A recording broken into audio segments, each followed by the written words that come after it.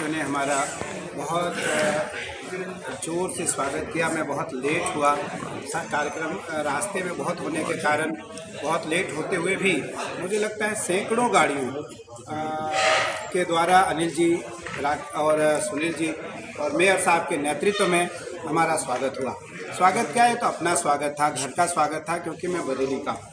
तो मैं तो बरेली में आकर के कोई स्वागत, कोई दक्षिणा, कोई किसी प्रकार की मैं यहाँ से रिस्पॉन्स नहीं चाहता हूँ। मैं तो चाहता हूँ ये हमारे परिवार है और यहाँ की जो रिस्पॉन्सिबिलिटी है वो उसका निर्वहन मुझे करना है। मुझे रिस्पॉन्स बरेली से नहीं चाहिए, मुझे रिस्पॉन्सिबिलिटी चाहिए। क्या तो मुझे लगता है बरेली वासियों ने सबसे पहले मेरा कल स्वागत किया।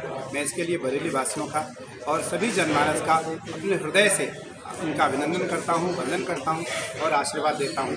कल आज एक एकल विद्यालय का कार्यक्रम था, मैं उस कार्यक्रम में मुख्य अतिथि था।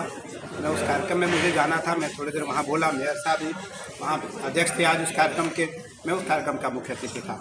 कल एक संस्था है यहाँ जिस संस्था के द्वारा गरीब कन्याओं का विवाह हो रहा है, परिचय सम्मेलन लगभग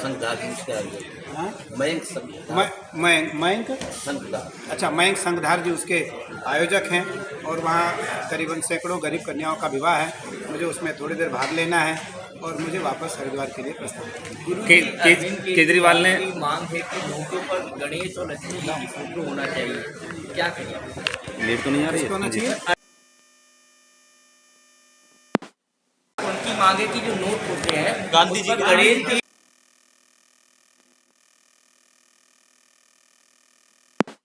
भारत सरकार का निर्णय है और जो प्रतिमा है मुझे लगता है वो प्रतिमा वहीं रहनी चाहिए।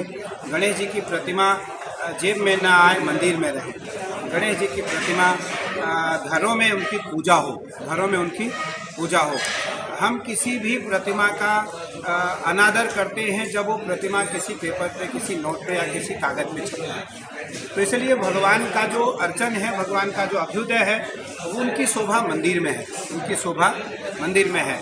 और हो सकता है केजरीवाल का कोई राजनीतिक स्टैंड हो। गुजरात में चुनाव भी क्या बिल्कुल ये राजनीतिक स्टैंड है, इसमें किसी प्रकार की कोई धारणा नहीं है और इसका कोई तथ्य नहीं है, इसका कोई तथ्य नहीं है और ना ही इसका कोई रहस्यात्मक किसी प्रकार का कोई निर्णय है। ना ये निर्णय कभी भारत सरकार का या लोकसभा में या राज्यसभा में या विधानसभा में कभी पास हो सकता है। महाराज जी एक जी राजनीति में धर्म और धर्म में राजनीति, तो ये आपस में घालमेल बहुत है। तो इसको कैसे, मतलब धर्म तो राजनीति से अलग होना चाहिए या राजनीति में धर्म? कभी अलग नहीं रहा, कभी अलग नहीं रहा। सदैव राजनीति के ऊपर धर्म नीति प्रखर रहा, धर्म नीति के अधीन राजनीति सदैव रही। हर राजा के राज्य में एक श्रेष्ठ महापुरुष, एक श्रेष्ठ आचार्य, एक श्रेष्ठ मंत्री और एक श्रेष्ठ वैद्य, ये चार लोग रहा करते थे। इसलिए राजा कभी धर्म नीति से अलग नहीं रहा। इसलिए धर्म नीति और चाणक राजनीति, राजनीति को चाणक नीति कहते हैं और धर्म नीति को विदुर नीति कहते हैं। तो इसलिए दो नीति अनादिकाल से रही है।